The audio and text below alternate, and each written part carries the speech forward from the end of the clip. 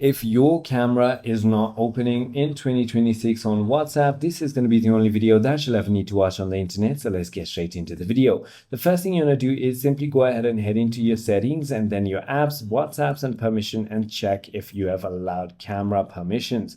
If that is not the case, you need to immediately allow it and that will fix your problem. If that is not the case, you might need to simply force close your WhatsApp app and reopen it. If you're on an Android device, you can simply tap and hold on WhatsApp, click on check info and go to storage and clear cache.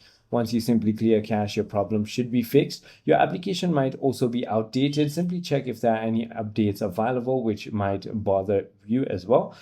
If that is not the case, also check that your device camera is working outside of the application. If that is not the case, you might need to simply go ahead and check if you have low storage, which can prevent WhatsApp from using camera, and that is about it. If none of it works, try uninstalling and reinstalling WhatsApp. I hope this video clarifies everything for you. If you have further more queries, feel free to comment down below and I'll see you on the next one.